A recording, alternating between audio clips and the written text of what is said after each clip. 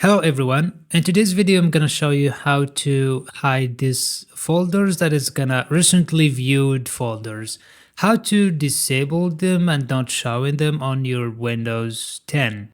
When you just open a specific folder for many times, it's gonna be frequently viewed, so it's gonna appear in here. And if you want to remove them to disable showing them in here, just go to view and then go to options. All you have to do right now is just uncheck this one, show recently used files. This one is about files. And also we have to uncheck this one, show frequently used folders in quick access in this section.